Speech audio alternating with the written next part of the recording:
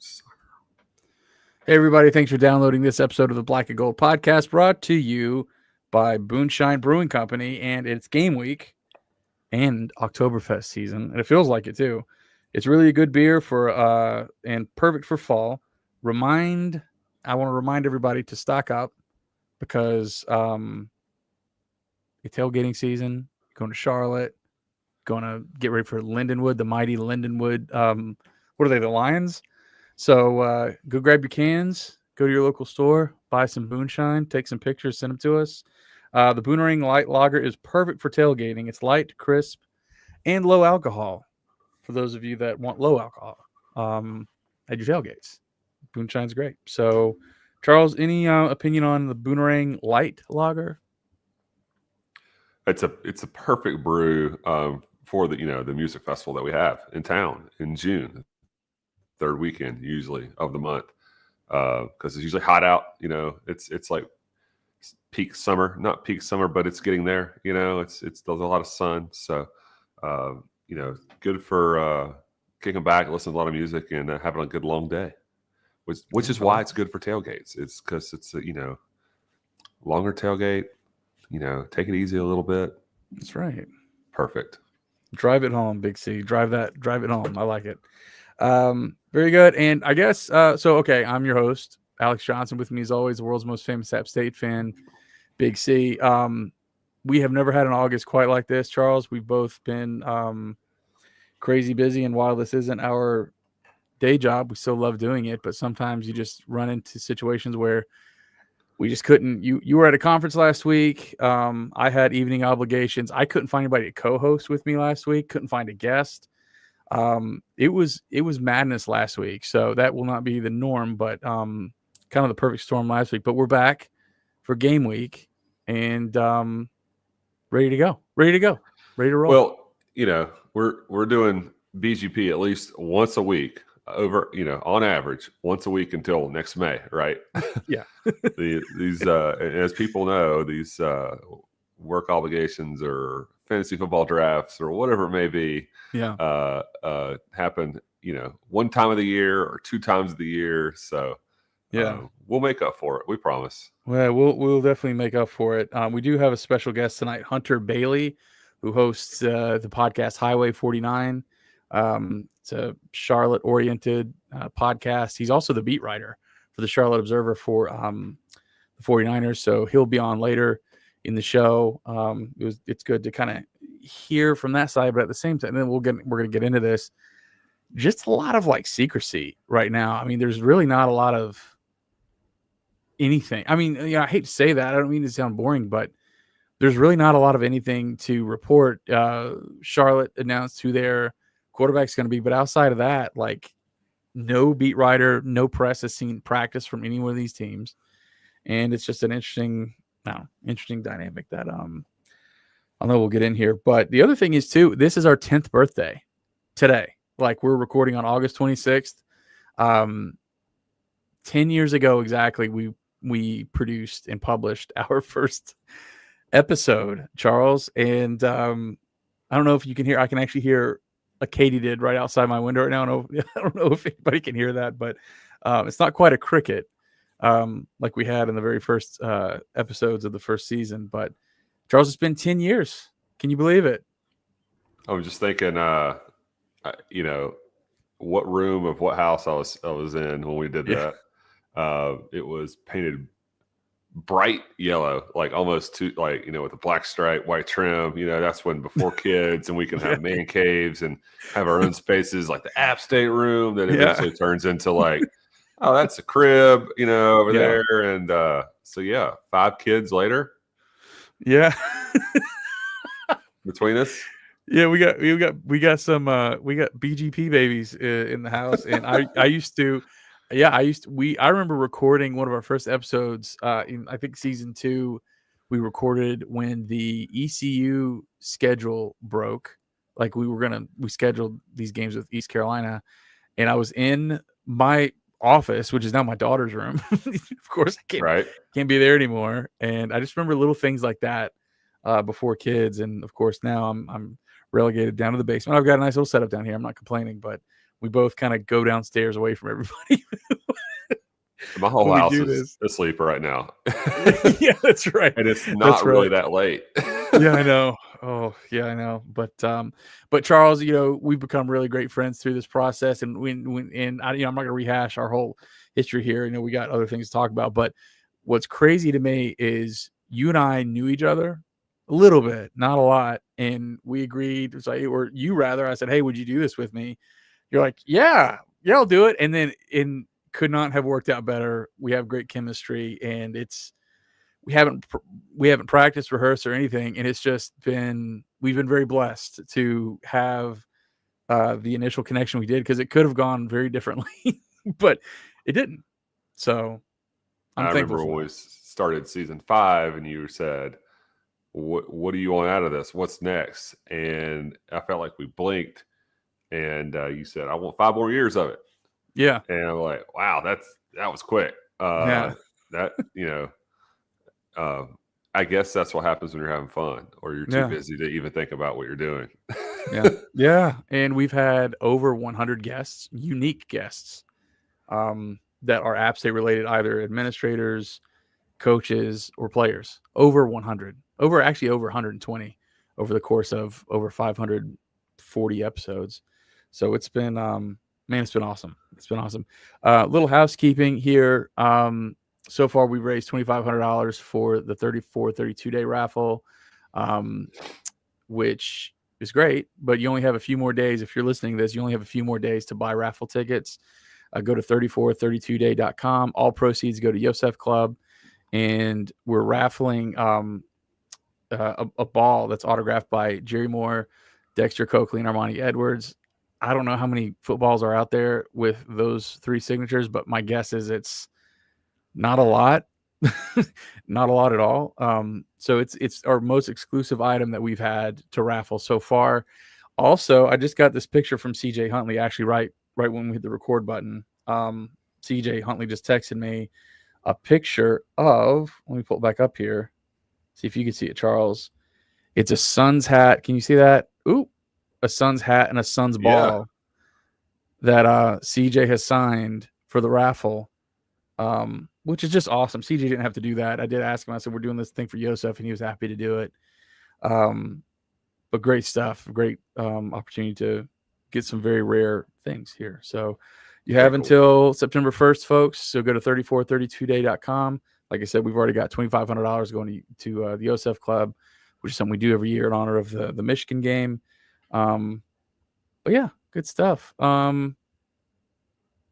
guess can we talk a little bit about, the basketball schedules have been released here.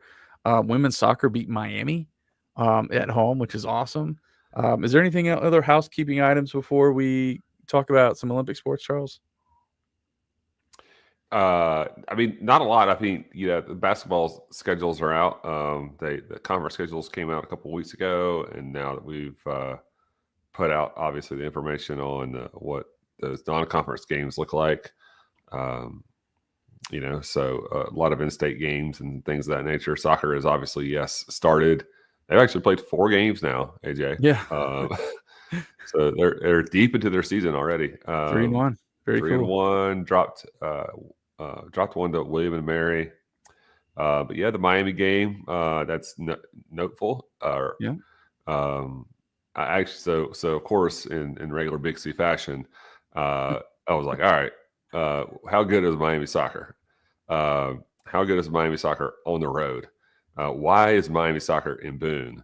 And so, not to take anything away from the Lady Apps on the pitch, Miami obviously, it turns out they're not very good, period. And they're especially not very good on the road. I think they've won like maybe a half dozen road games in the last 3 or 4 seasons. So, obviously that they have other big sports down there I never had heard. But anyway, you still got to get them up the mountain. I think Miami played UNC actual like 2 days before they played us.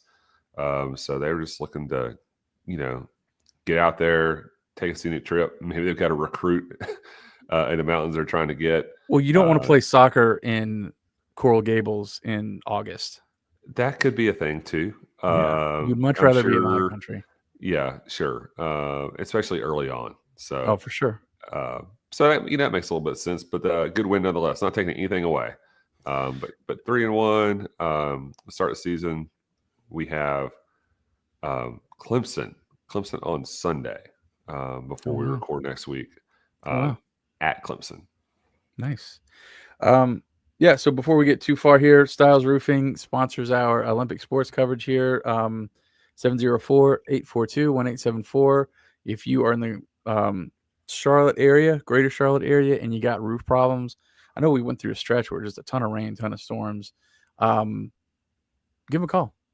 Call or text. Billy Styles, App State alumnus.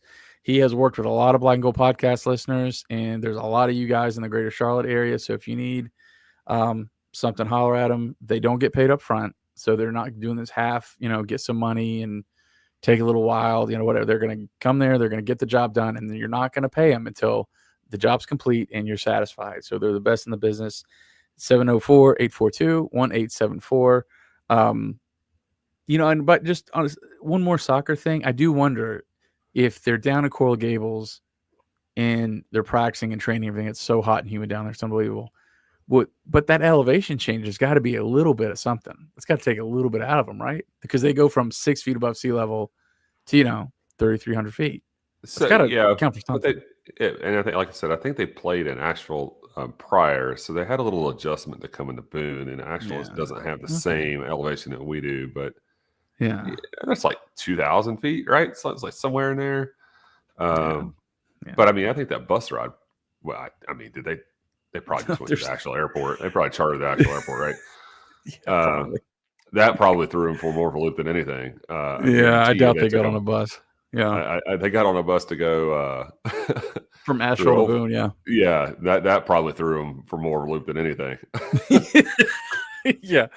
I'm sure the University of Miami soccer team is not taking a 800-mile trip on a bus. Maybe we might be totally wrong about this, and then the Title IX offices will get involved and all that good stuff.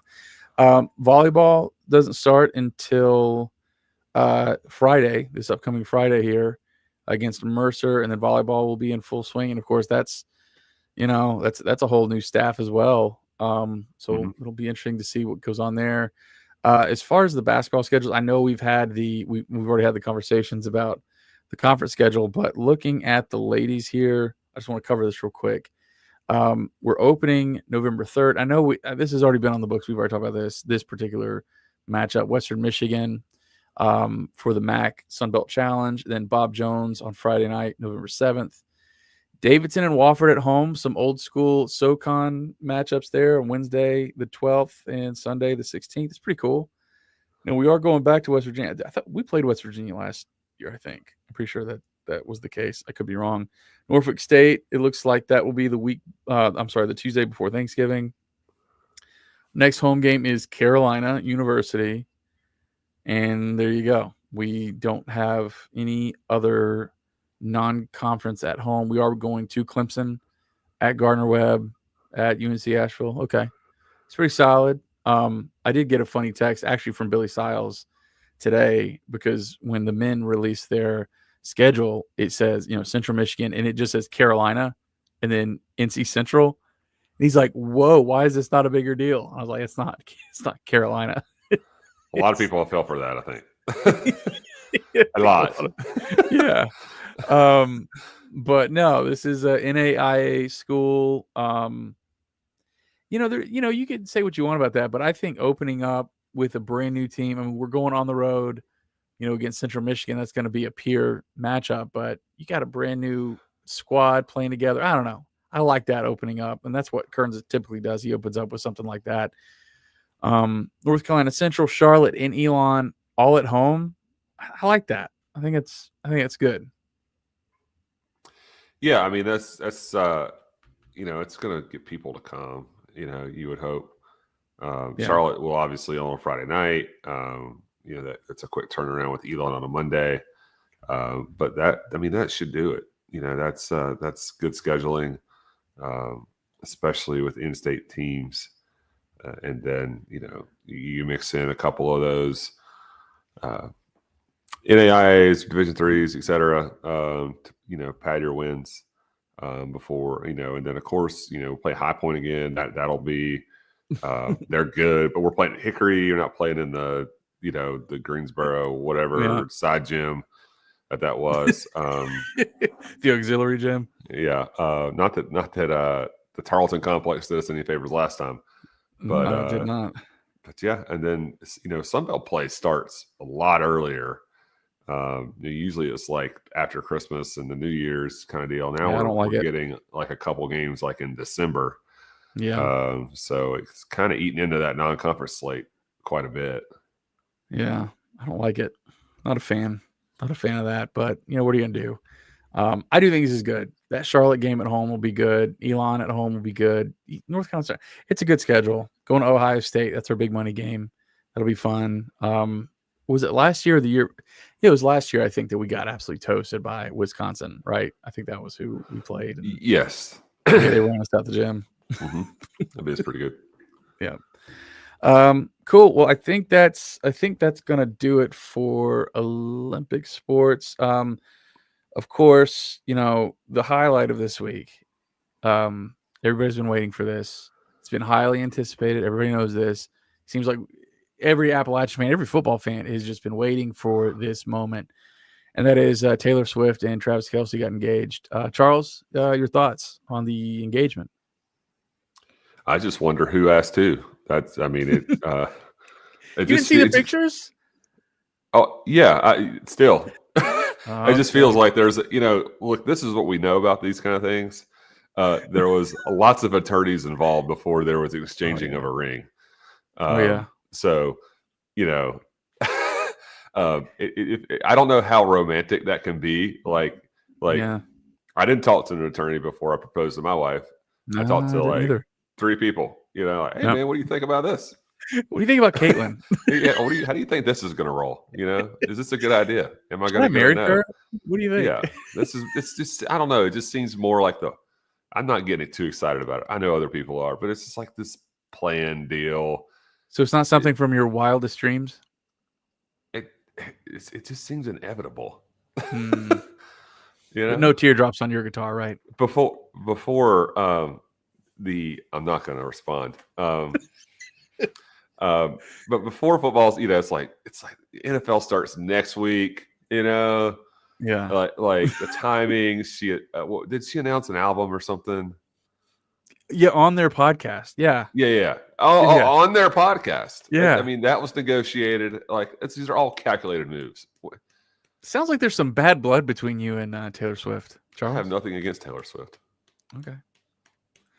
Except on Saturday, I had to go to a birthday party for my niece, and it was Taylor Swift themed, and so they were pumping it nonstop. So maybe that's maybe it's just too fresh on my ears. Well, when it comes to Travis Kelce and all this news, we will never ever get back together with this kind of story. So let's move on from the T Swift stuff. I think it's kind of cool, but I think what's even funnier is Travis Kelce and Jason Kelce signed this massive $100 million deal with Spotify or whatever they did with their podcast New Heights. And that's like a drop in the bucket compared to her net worth. They have these huge contracts, anybody $100 million is you can't even think about it. And Taylor Swift is out there dominating the world with these concerts. I mean, those billionaire. The Kelce brothers have certainly made a pretty penny doing podcasts. Oh, for sure. A little better than us. Yes, it's just a little, and then they're actually okay, at their hobbies there for 10 or 12 years. Yeah, they're pretty good. Yeah. They do good. But job. it's not T Swift money. No, it's not. It's not.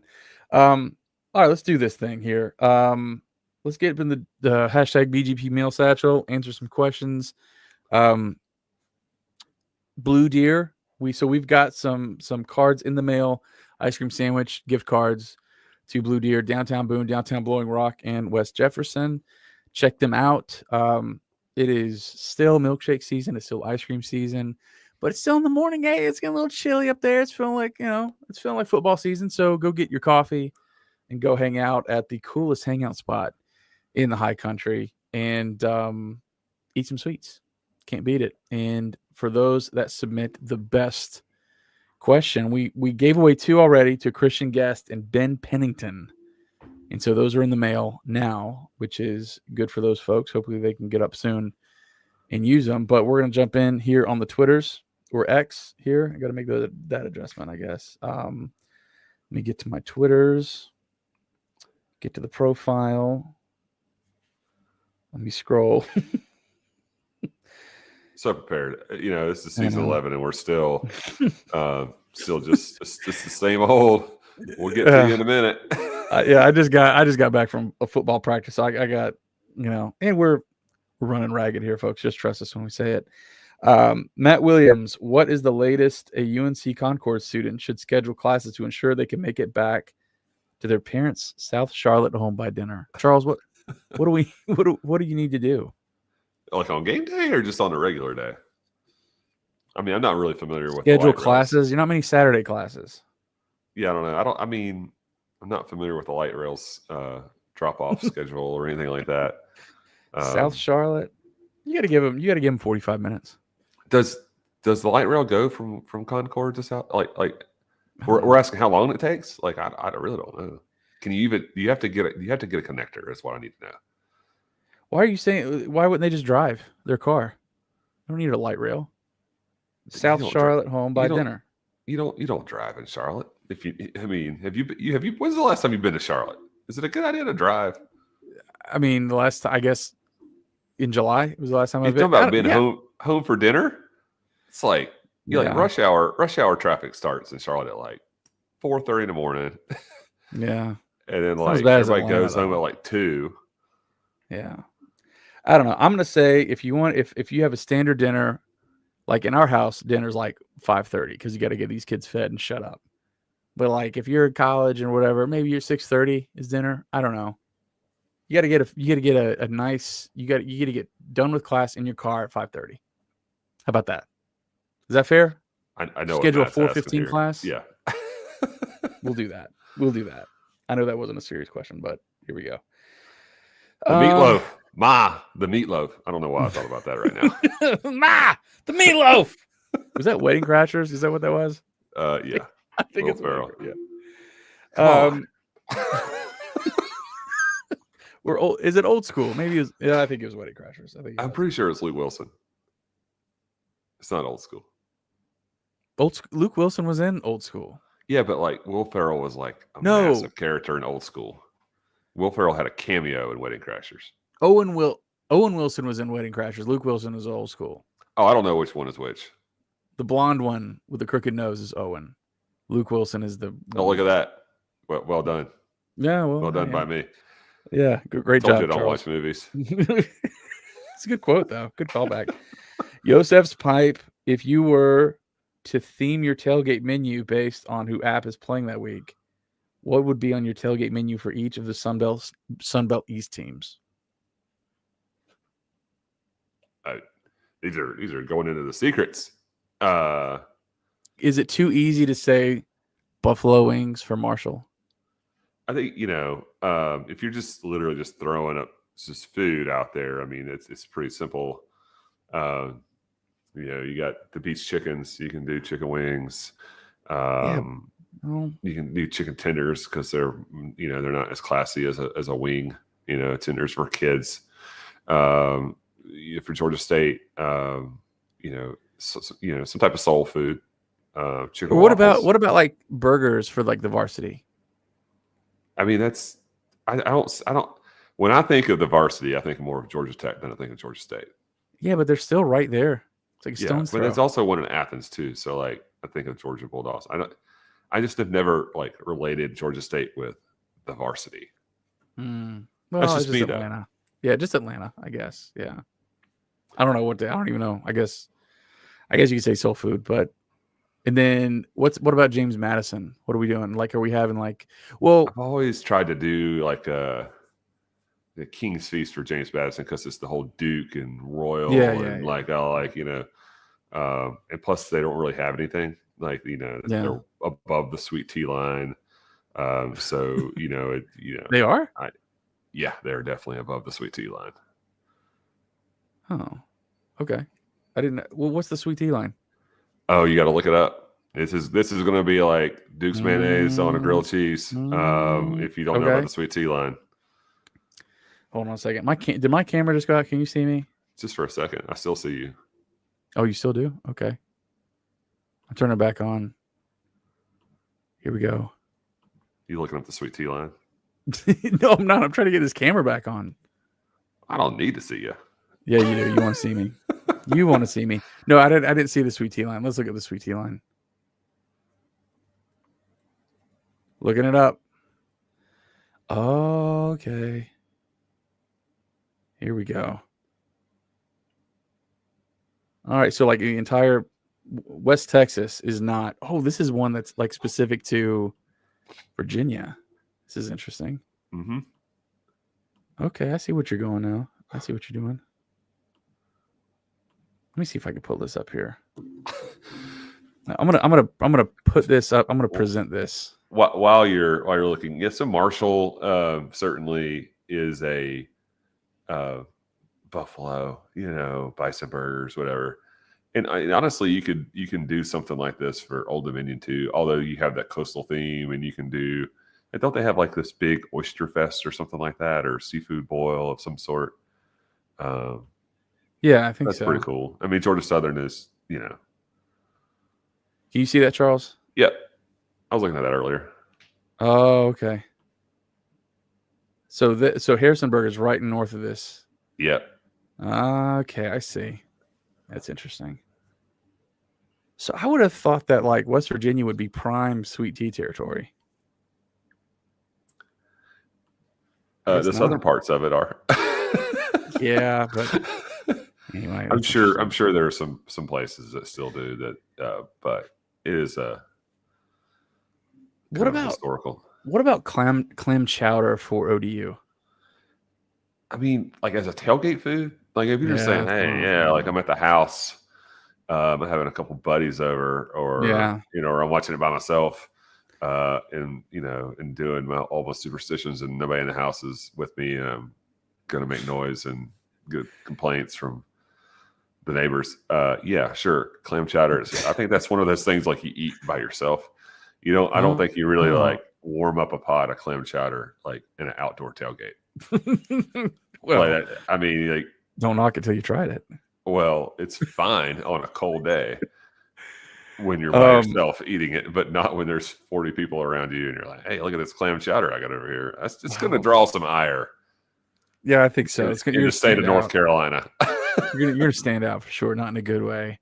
But there's too many opportunities for chicken wings. There's like the Marshall Thundering Herd that could be buffaloing. Like I said, I think fried chicken is coastal. I think it's fried chicken. And I think Georgia Southern, but that's another wing opportunity, like chicken wings. So I don't know. I'm gonna leave it up to you. Eagles, so you can do like an all-American thing, like a 4th of July thing. Okay. Like you can really play off of that. But like the beach chickens are the beach chickens. Yeah. That's the yard birds. So far, not feeling any cookie cards. Let's go to today. I give my all. He said, let's go, Black and Gold Pod. Would the coaching staff from last year still be here had they won that 12th game and made a bowl game? With Kanye out, and these are multiple questions. Let's do that first. Do you think that the previous staff is here if they win that last one? We're legislating something that is not relevant at all. But what do you think happens? Well, what's the question here? The question is, won that 12th game that we never got to play? Oh, that's true. So are we talking about if we had played and beaten Liberty? I think I don't think you meant it that way. I think basically if you make a bowl game, if we make a bowl game, if we would have been does things change? If we would have been 6-5, let's forget about the Liberty game. We beat Georgia Southern and we go to a bowl game. If that's the question, which no, I think what happens is we decline a bowl game. That's probably what would have happened. Really? Yep. Why? Because I think that decision was made. Really? I kind of think that too. It would be interesting if it didn't happen. If like you win, you go to the bowl game, and it doesn't happen, and we play like on December 17th, and we have like a showing like we did against Western Kentucky, then what do? You know, because it took them a week to hire Clark's replacement. So now what are you going to do? Wait another week at Christmas? You know? So I think you either got to pull. I don't know. That's interesting. It would have been tough after that year. You go to a bowl game, kind of rally back to make that. I don't know. It's interesting. I will say that's why the decision was made before, so that didn't have the opportunity to manifest itself. I think flip a coin. I think 55-45. I think 55. It probably was the same outcome if they won that last game. I think you're saying the same thing too. Probably, yeah. All right. With Kanye out, do you think this will change the offensive mindset at all in regards to our percentage of pass versus run? Charles, what do you think? No, it shouldn't. Kind of like it shouldn't last year. Yeah. You know, personnel should not, you know, you are who you are, or you try to be something that you aren't. And I think we were 51-49 pass run last year, and I don't think that was smart. I don't think that was smart. Well, I think we were playing from behind so much last year. I think that dictated a lot of how we played, which was bad. First quarter, like it was almost like the game was dictated to us because of the bad scores early. And you know, you hear whispers, and I haven't heard hardly any whispers, but one of the whispers I've heard is I don't even know if Kanye would have been the guy. I mean, he would have played for sure. I'm not saying that, but I hate that he got hurt. That really sucks. But yeah, no, I think, you know, Loggins has said again and again, you know, I hadn't heard him say it lately, but he hasn't really been in front of my phone. He hasn't been really saying a lot. Yeah, I haven't been saying a lot. But, you know, I think this is the right way to approach it is you run the plays based on what you can execute, based on your personnel. And, you know, just because one position player is healthy, does that mean that does that mean we have a great offensive line that's doing the job? Or like just one guy being healthy doesn't necessarily dictate everything. And we know so little. This is what's a little frustrating to me. Obviously, like, we're not traditional media, but like there's so little known right now. Like, you're not even going to announce a starter. You know, you're not releasing a two deep. What do you think of that, by the way? What do you think about just not having a two deep? We're not releasing it. They certainly have it. But I guess, you know, you can certainly look at it and say, you know, I get why they're doing it. Yeah. Doesn't mean we have to be happy about it. Yeah. But in this like non-traditional media role, you're kind of dissing the people who like to report on you. And we don't have a lot of those anyway. We don't have a traditional media outlet that covers us. No, we don't have a newspaper. Yeah. That has a dedicated. Like, now look, I know Democrat will send a guy every now and then or whatever, but it's not like we have someone from Winston-Salem. No offense to anyone who runs these smaller publications. Those people deserve all the credit in the world for working just as hard, or if not harder, than some of these other places that don't have a they're showing up because they got to cover lots of things compared to one person covering one thing. That's less specialized. But the fact that we don't have Hickory, Charlotte, Asheville, Winston, something, that's kind of tough, and we haven't had that. So even more so, knowing this, I feel like people who make these decisions need to understand that, guess what? This isn't like Columbia, South Carolina. This isn't like the NFL. You have to depend on people who are doing this for fun. Or doing this for your own department. We're doing it for fun. Your own department. And others who are doing it for secondary income. You know, maybe not primary, and certainly not dudes at like, you know, big newspapers or television outlets that depend on content right? Yeah. That, to me, that's what it is. It's something to talk about. It's content to have, something to write about, to blog about, to get on a podcast and talk about. Yeah. And I think it's kind of a slap in the face, honestly. Yeah. I'll say it. Yeah. Yeah. You know, I think You know that, what? I like is releasing this a 2 deep or a starting quarterback going to affect what happens on Friday night? Does someone really think that? Next Saturday? I think that is a, You either got it or you don't. I think it's a marginal impact at best. It's marginal. And so I think it'll certainly affect our third down percentage, and the number of turnovers we have, the number of penalties we commit, and the number of rushing yards. Yeah. It's all in the 2 deep. So being released to the media 3 days beforehand. So here's what's interesting, and here's what is frustrating is there's this trade-off being made right now. The trade-off is like, I'm not going to let anybody know anything. I'm keeping it all to myself. The trade-off to that is nobody's excited. Exactly. Nobody's excited. Nobody knows what to think. No, like about what? So like exactly. Tonight, what do we have to be excited about? We're playing them on Friday night, and we don't know who is going to be playing. Yeah. So tonight, a couple of guys that coach with me on my son's football team, they're UNC Charlotte guys. Okay, and they're wearing some Charlotte stuff. And I said, man, we're going to kick your butt on Friday. And of course, I say that like we're just kind of joking. And so we really get to talking. And you know what we ended up saying, both of us? We actually have no idea how good the teams are. We don't know who's, you know what I'm saying? Because Albin's kind of doing the same thing. Coach Albin on his side. Now they announced the starting quarterback, so they're a little different. But they're like, well, no, App's going to win or whatever. And so one guy came in and said, no, App's got it. I'm like, how do we know? We don't know. We don't know anything. And so therefore, you don't have a personality to attach with. Now, we had Elijah McCantus on the show. We had Ethan Johnson on the show. We got a little bit of their personality, and that was great. But outside of like these little sneak peeks into players' personalities and everything else, we have no idea who's running with the ones, who's running with the twos, who's projected this, who's looked good. Zero idea. And I think if you are, let's just say this, Charles, you have a great team in the teens.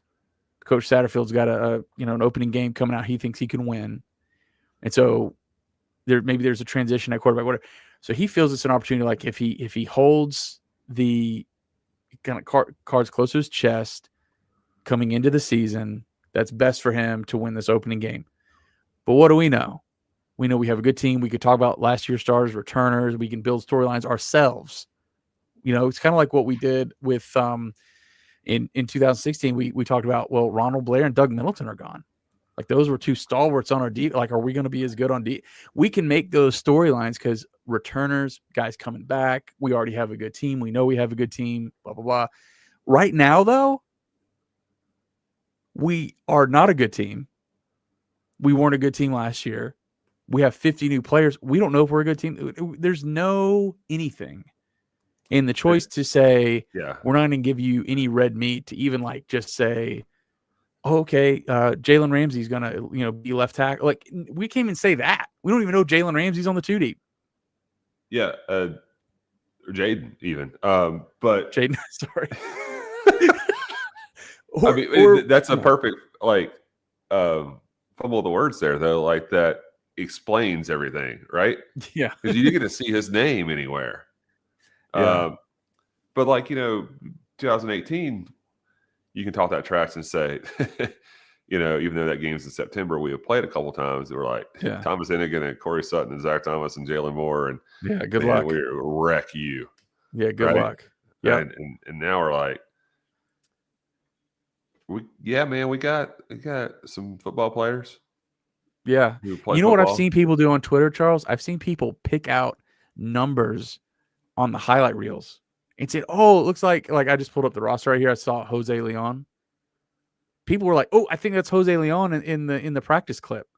Like that's what we've come down to is like we're having to like pick like meat off the bones. Like, who is that? That looked like a good play. Who made that? Was he going to play? And like, here's a great example. David Larkins, who has logged his time at Appalachian State. He's been hurt. He's been injured. Right now, he's a redshirt senior, 5th-year guy. What a great opportunity to like, yeah, David's going to, he'll be playing for us, and like to like get excited about, 5th-year app guy. We don't get 5-year guys anymore. He's back, he's on the one, like gives us somebody to pull for, but like zero of that, like none of that. And I think that's a mistake. Like, I don't think it's some like gross, like negligence, but I think it's a mistake to not give these fans there's a little bit of a red meat to like circle the bandwagons a little bit. Like, let's pull for some people. Get excited about something, right? Get excited about something. Yeah. Now, a lot of this is a product of a turnover, staff, sure. et cetera. And that's most of it.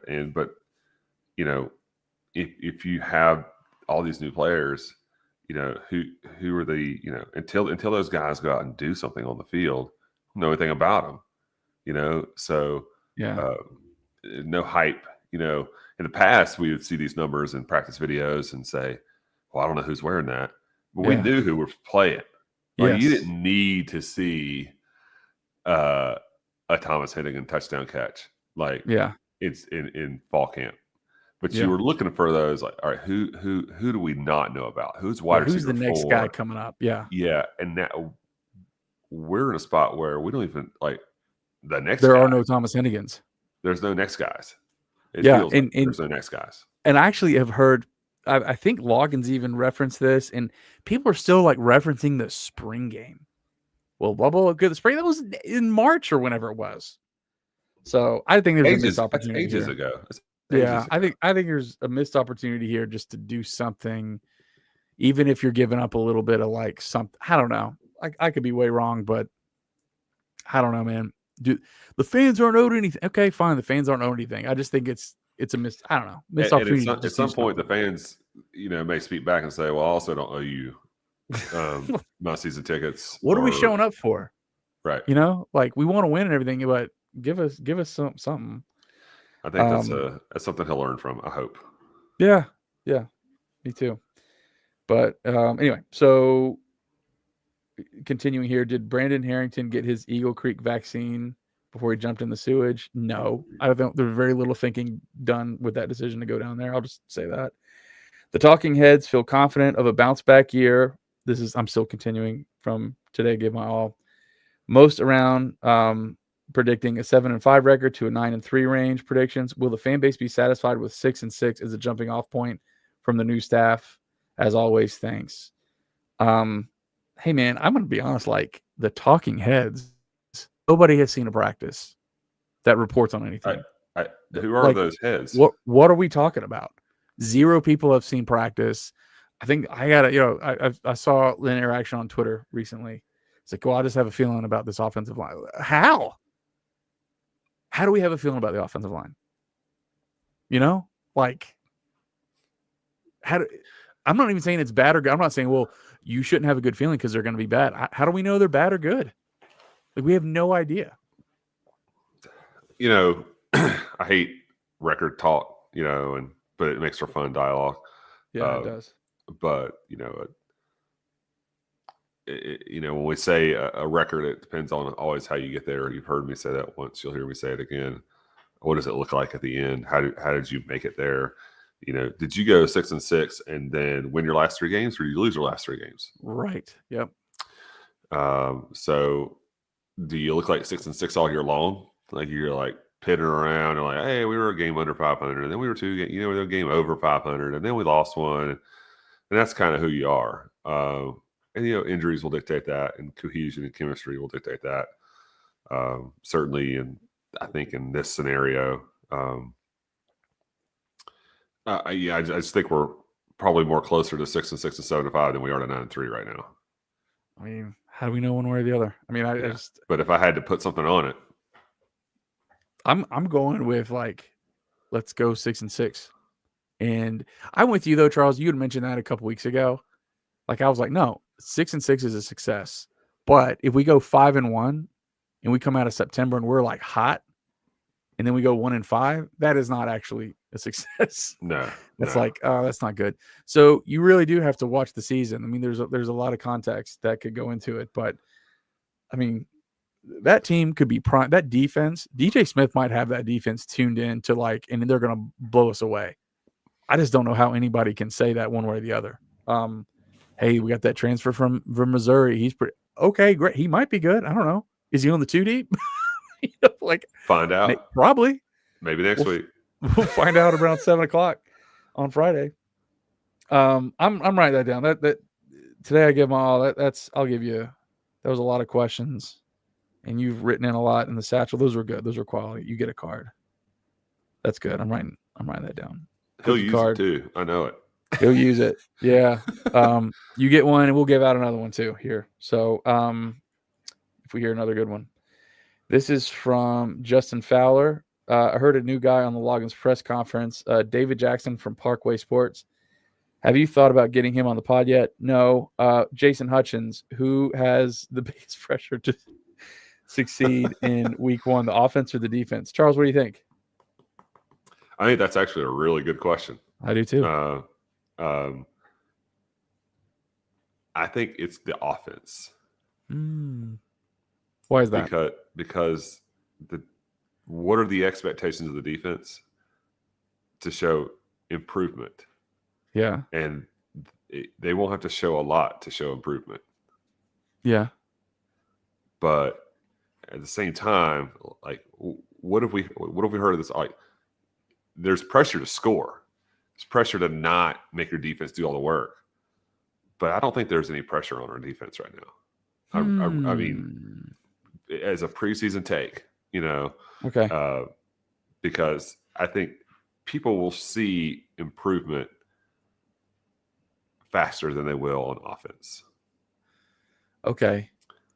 I'll go the other way. I think that a lot of when I think back to last year and a lot of the horror moments, it was our defense was soft, and it started from game 1 at Clemson, and we didn't finish. We had two in my opinion, we had two like really good playmakers there on defense. It was Santana Hopper and Joshua Donald, and they're not there anymore.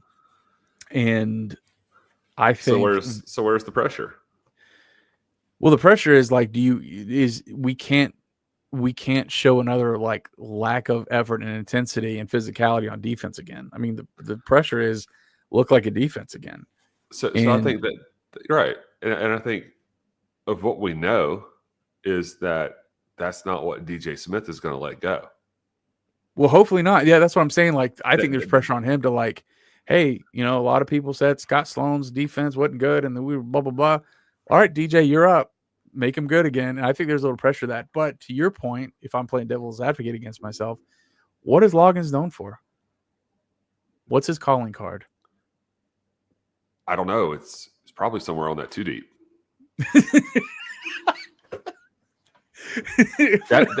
So when we're talking about like, play caller on both sides of the ball, I know that was a low blow.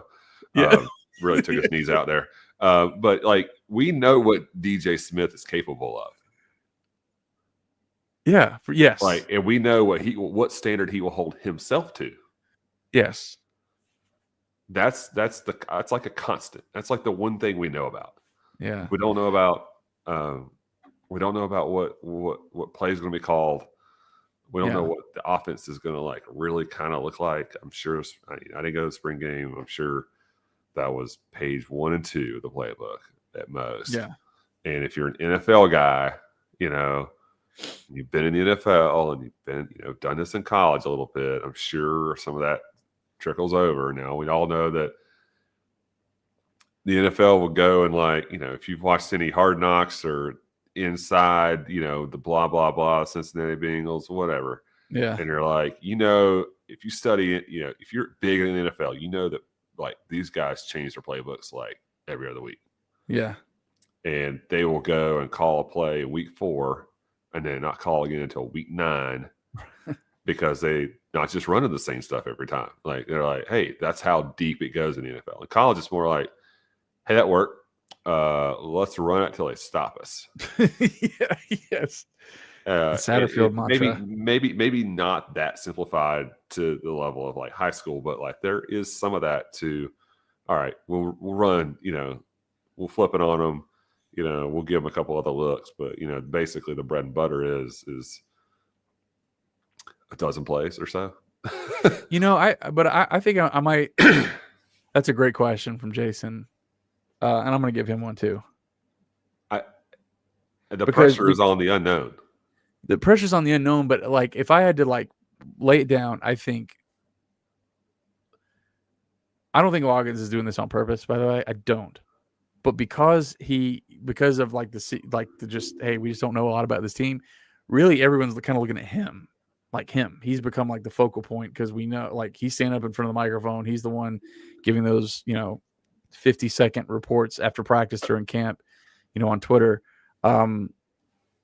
It's like, what are you going to do? And he is the offensive coordinator, 17 years in the NFL, 93 years of experience, offense, quarterbacks coach, coordinator, Matt Hasselbeck's his best friend, all that stuff. So I think just naturally, because of the progression of this offseason and everything else, I think people are going to like, all right, well, here you go. You're the offensive guy and you're the head coach now, but you're the NFL offensive coordinator. Like, what's this offense going to look like? I think I'm changing my answer. I think it's offense. Myself personally, like as a fan, like I'm really I really need to see that defense do well to help the offense. But I think as a whole, I think if we sputter on offense, I think it's going to look uglier than if we don't tackle well, if that makes sense. Yeah. I mean, what's the question? What's the question been? Who's starting quarterback? Yeah. That's going to dominate any offseason talk when you have someone who's left, right? Yes. Yeah. The question is never who's our, starting middle linebacker. And that's not, unless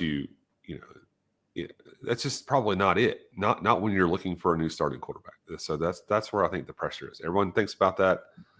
The response in the presser yesterday was didn't land well, I don't think. It was, I mean, what I like, the vibes are weird, if I'm just keeping it real, because like the question was like, how are you handling this quarterback situation? And he goes like, well, as far as what? What do you mean as far as what? Right. And like he caught himself after that. He's like, oh, I'm just going to make that question as hard on you as it is on me. It's not hard. Who's your starting quarterback, dude? Like that's not hard. And just say, well, what do you, as far as what? How are you handling as far as what? Right. I don't know who asked the question, so if I'm stepping on toes. Now, could that question have been phrased differently as who's the starting quarterback? Right. Just ask it. If you want the answer to the question, don't tiptoe around it. And not trying to criticize, but it's like, Yeah, it could have been more direct for sure. So, but he kind of played into it, but then you'd expect just a different type of. Does this here? I'm going to throw my own satchel question in here for us, and I won't win a cookie. But is this? How does this give us confidence in anything right now? Like, I agree. Whether I do agree with the decision or I think it's a good or bad idea to like release TD or whatever, I do agree that it's the team's right to play mind games or have gamemanship, or like, I'm not going to give this dude, like the opposing team, anything that I don't have to for the benefit of the team. Like, I understand that. Again, there's a trade-off situation there. But if it really is down to like no one has stepped up and taken this job, which is what he said yesterday, is that a good thing at this stage? Like, are we confident right now? If that's true, there's could be a more traditional time and place to light a fire under a QB competition. If we could have asked that, if that question could have been asked last week or the week before, toward the end of the week, because that's usually when you see those kind of questions answered. Like, we kind of know our guy, right? Like 10 days before. You got to remember, we're playing on a Friday. Yeah. You're not playing Saturday. Yeah. So that Monday presser is really a Sunday presser, or excuse me, a Tuesday presser. Yeah.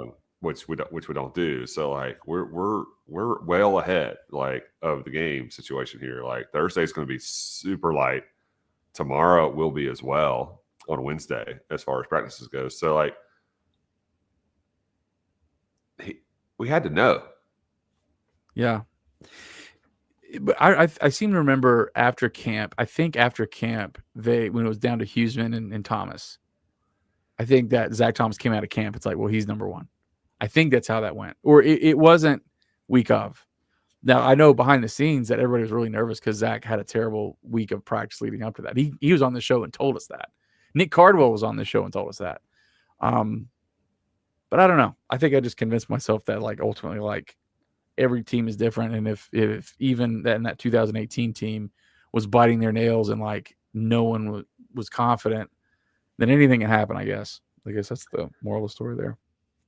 Isn't it crazy to think that looking back 2018, we've mentioned that a couple different times, like, oh my God, we don't know who's going to start at quarterback, and then he comes out of Penn State and just sets the world on fire, and douses it in gasoline, throws a match, and like what? God, that was simpler times. This is from Expose Yosef. With the back and forth banter among App fans and UNC Concord fans the past few weeks, it got me thinking about our list of rivals. Are we one if not the most rivalry wealthy teams in FBS? If you go by the current state of the Sun Belt, we have as many as 5 or 6 teams we could be considered rivals. If you add total FBS, I would take that number to 7 or 8. But if you loop in the SoCon days, that number could be as high as 10. That's another great point, a great question. I've thought that for a while. I think that we've actually, the fan base as a whole, not singling out any one person, have gotten a little spoiled with like this, because there are not many teams that can go down the list and say, don't like you. And even if it's not as deep as of a rivalry, like Coastal's a great example. Like we really didn't start hating them until 2020 when that COVID year, that awful COVID game, and they were so obnoxious. It really started from then. So they don't have that rich, they're not Furman, but they're not nothing. Right. That's a great point. I'm like, God, even those SoCon years, we would be circling 2 or 3 is essentially right. Yeah. Western went away. We were theirs. It was certainly Georgia Southern, and then Furman and Wofford, and basically Furman and Wofford if they were good, but we know what this is like. Everybody circles us. Yes. And so we're under JMU's skin. Marshall has the history. Georgia Southern is real. It's all about from their perspective, and then Coastal certainly says their things. I don't feel the same from Old Dominion or Georgia State. I don't know if there's enough of them to really. Yeah, I agree. Louisiana certainly probably has a little bit still. It was real there for a second, for sure. Deep rooted. We're not playing them now like we used to. Yeah.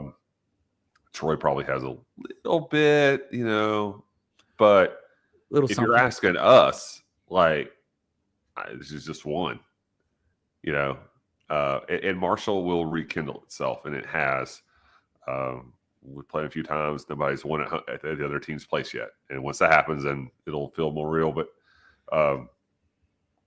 those are the 2, but it's still just Southern because we haven't had that break from them.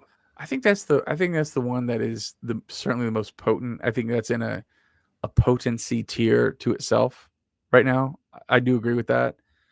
But like if you're like, who is the Supreme Court justice that said I'll know it when I see it, or I know it when I see it, regarding to what's lewd or whatever? I can't remember. Oh yeah. Well, but I should know that because you should know that. I don't mean to put you on the spot there, but like I'll know it when I see it.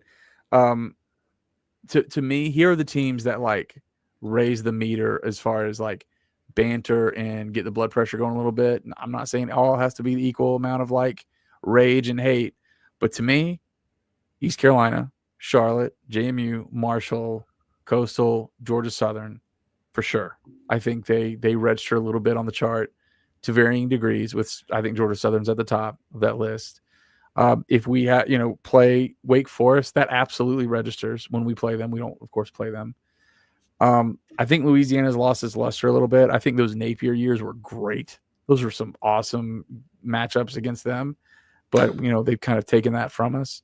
But yeah, that's a kind of that's a very rich list. And like I said, you throw Furman in there, that's still great. I like that. I might give Expose Yosef. I know who it is. I'm not gonna dox him, but that's a great one. I might give him one too. I'm just being very generous on the first week, and we missed last week, so I'm gonna give it to him. Expose Yosef. I like that one. So right now we've got 3. We're giving out 3 so far. I like that a lot. And I am wrapping up here in the Twitters here. I got one more before we go into Facebook group. This is from Today I Give My All Again. Well, this is, he already asked his questions, but once victory is secured, will we call them Char LLLL like we did with ULLLLL? That was a really magical time where we beat Louisiana 8 times in a row unanswered. It drove them crazy. They hated every second of it. Now they got us back. They beat us a couple times in a row, and that was rough. But that stretch of time where we can just like rub it in their faces that we played them 8 consecutive times, and they were like there was like a 5-year class of students that just got beat by App State every year. It's pretty awesome. I don't know. I might throw that up there. I like that. If we beat them, that'd be pretty. Or once we beat them, I guess is the fan way of saying that. But yeah, I'm done on the Twitter, Charles. Okay. So moving on to Facebook, the 333 Club. You know who asked this question is Tom Lawson, and oh yeah, he's looking for the connection here, and he's talking about the App State LSU connection. Mac Brown, Paul Dietzel, Nick Saban's national championship 5 former Appalachian State coaches, players. Now AJ Swan as a QB.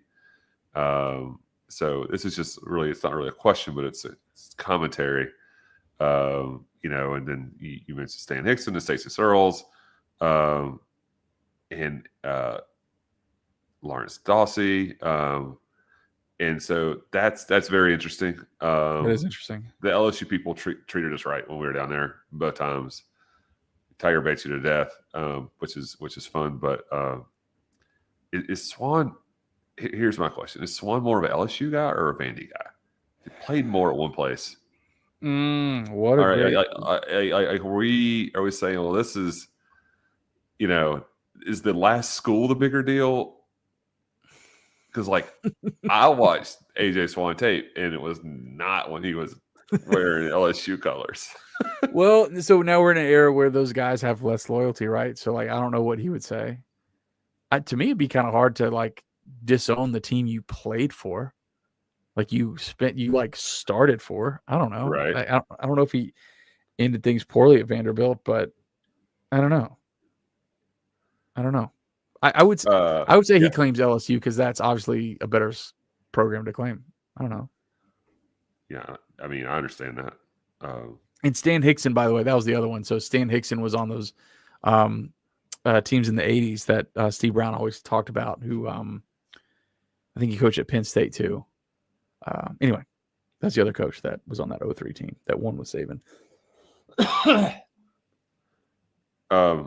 We've only had a couple here, and I guess I'm trying to find all the comments. There it is. As I said 6, it just looked like there was a lot more. So Jay Neal, going to kind of touch on some things we talked about. Season opener, new roster, new with a question mark at running back. What are the key performance indicators for the team that you guys will be looking for? Performance indicators. What are we looking for? We'll kind of discuss defense, yeah. Yeah, I'm looking. Just the eye test for me is swarming to the ball together, being where you're supposed to be. The best defenses that we had at Appalachian State, those guys moved sideline to sideline together. They just were where they were supposed to be. That was assignment football. A lot of great communication between different position groups, and always physical. Always that hasn't been on the team for a while. It has not looked cohesive.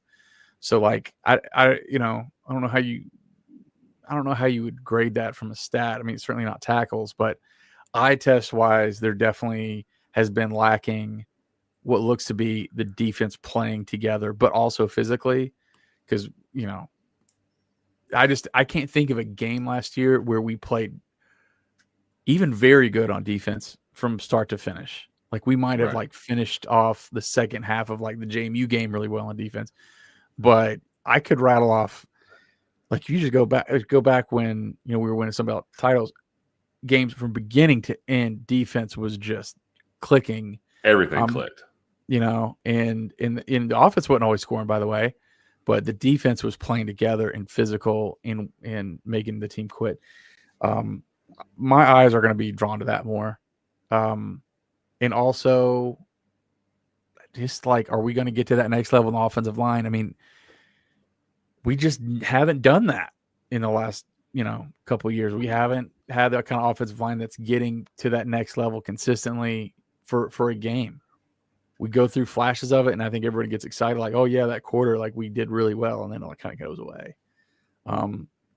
It's not as sexy as saying like passes over the middle or yards per catch or yards after the catch. I mean, I don't really know, but to me, our bread and butter is like physicality, and that's what is going to tell me where we are as a team. I think. I don't know what about you, Charles? I just want to know what our offensive identity is or what it looks like. It feels like a game that I will probably rewatch several times, right? Like not just once, not just like the first half, and you're like, all right, cool, we're up 21-7, and we know how this ended. Ain't no reason to watch the rest of it because things. Yeah. But I feel like we're gonna see a lot, and that's just what I want. That's what I'm as far as performance. Does it look like we can sustain a drive?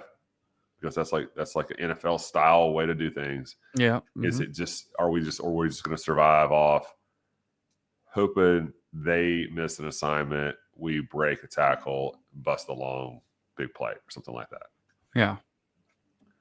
So big plays aren't really performance indicators, except if you just have a mismatch in a spot and you keep going after it.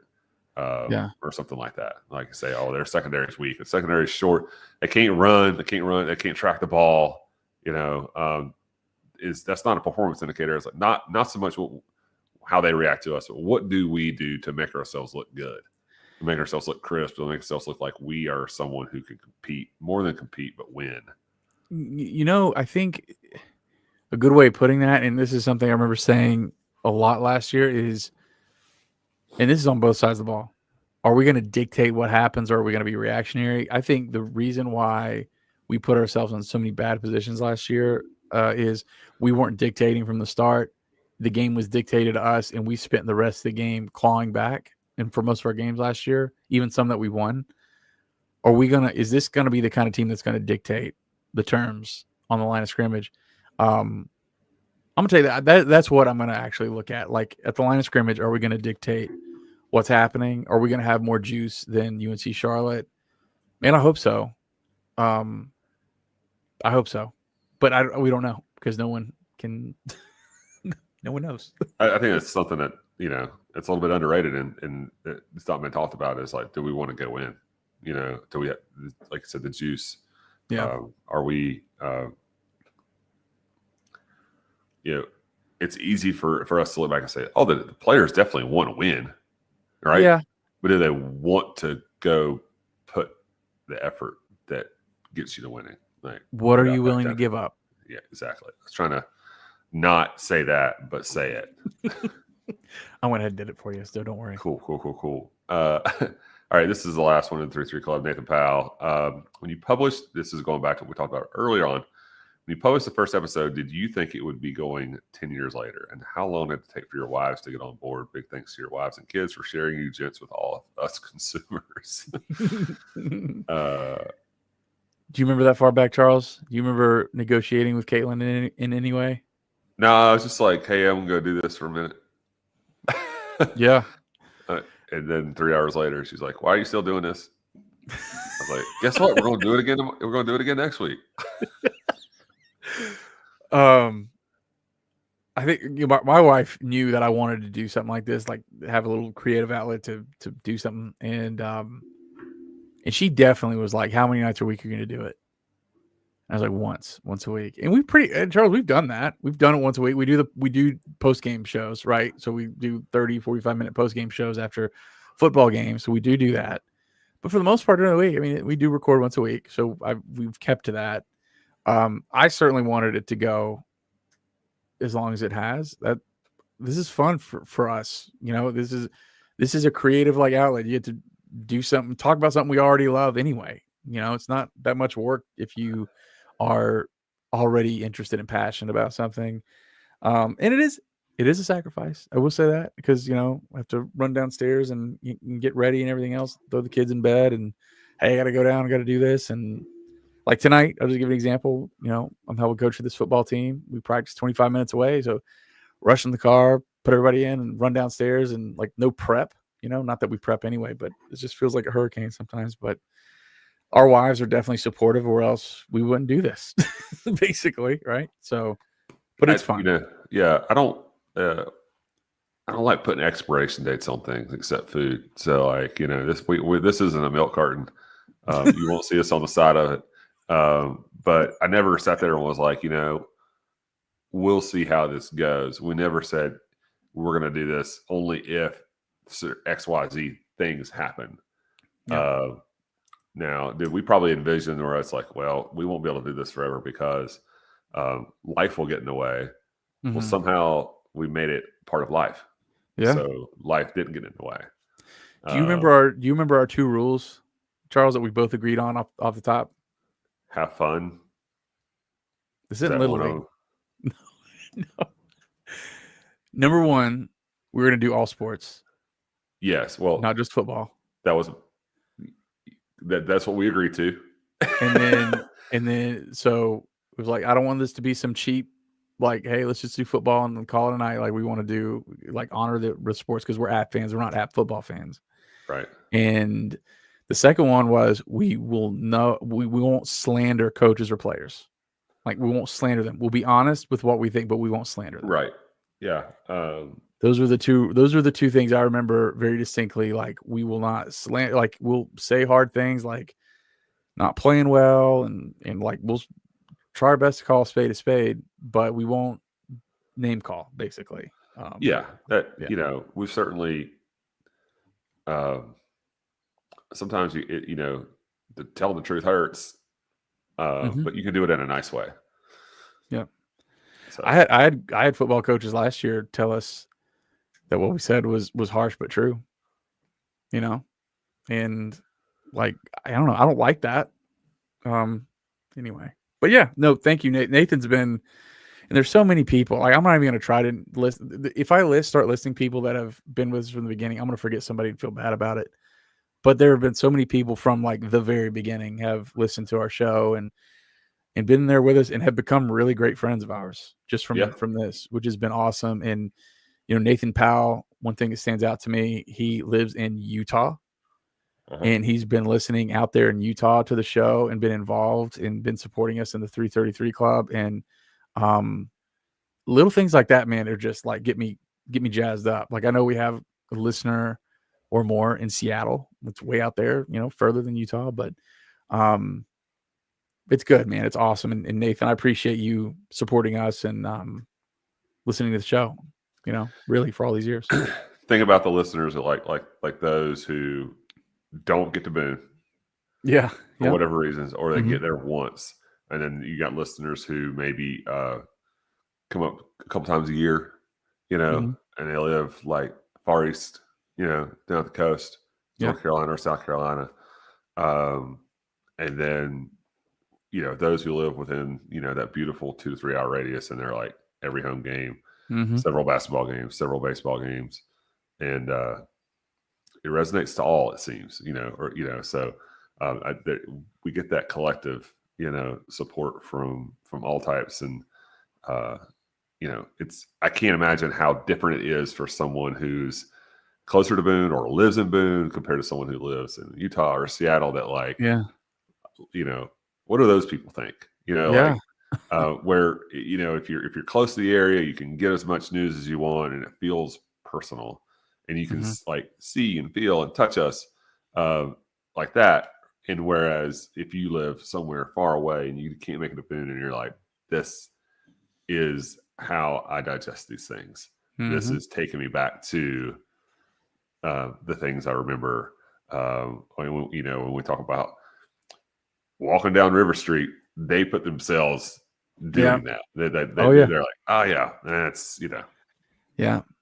Well, so we have listeners overseas. But... We have listeners overseas. We have someone in the 333 Club that lives in, I think, Germany, that listens to the show. And John Marco Tamburi, who I've referenced on the show over the years, he's one of my best friends now, and he lived in Italy. He's from Italy, but when he went back for like whatever immigration deal he was back, he would listen to the show and like feel like he was in Boone again. Something he told me today.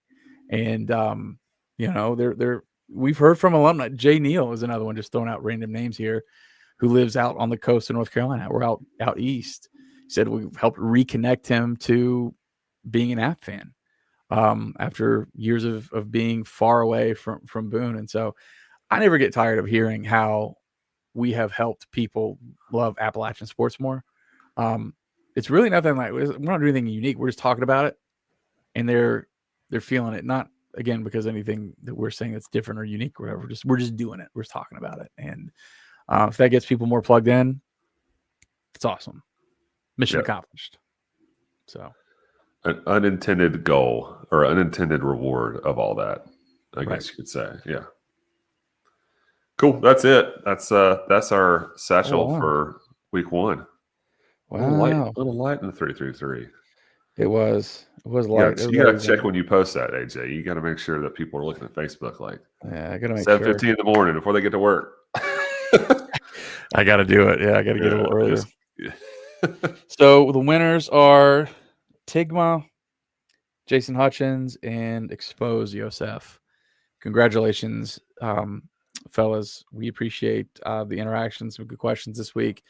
So before we go here, we do have Hunter Bailey, beat writer and podcaster covering UNC Charlotte. He'll be joining us here in a second in the Mountaineer Mania special guest segment. But Charles, just going, I know we've talked on it. I really don't want to, say the same thing over and over again. But before we do head into the game on Friday, what do you try as we might, even though we don't have a lot of information or we don't know, what do you think is going to happen? What do you think is going to happen on Friday? I don't know. I feel like I wouldn't be surprised by a lot of different types of outcomes. But if I'm leaning toward anything, it would be a low scoring affair. That's do what one I or more expect. Quarterbacks play more than one quarterback play for App State. Yes, I'll go on record for that. More than 2. I think more than 2 people will take a snap. I'm not saying it'll be a quarterback. Oh, okay. But you think primarily 2 quarterbacks? Like for running a series? Yeah. I just I'm just gonna say that. You think if you had to do a split, running plays to passing plays, what do you think the split is? I think that will depend on who the quarterback is and how much who gets to play. So let's do that. We will. This will come on the post game pod, right? Yeah. We will break these down based on who plays. So this is going to be interesting because when we were at our best, it really wasn't the quarterback that we were pushing all our chips in, saying, you need to be great for us to win. We did that with Joey for 2 years. We did that with Chase for 2 years. Like, go be great. That's a little unfair with Chase because he had a ton of weapons. But anyway. But like the Taylor Lamb and Zach Thomas era, like Zach Thomas was really, really good, but he threw 19 times a game. He didn't need to be the crown jewel of anything. Like, he wasn't the one that if Zach doesn't play well today, we're going to that wasn't it. So It's I like, almost wonder if will we be seeing something less. We'll be seeing less of superstar quarterback saves the day, or more quarterback provides important function of protecting the ball and running the offense. You mean like a game manager? Yes. You mean like Matt Hasselbeck? Yeah. Sorry. With yeah. I almost wonder if that's not something that we should think about. I don't know. It'll be interesting to see. All the same. It's right there. It's right there. All right, everybody. So, Charles, last words before we toss it to Hunter Bailey. See everybody Friday. Go out.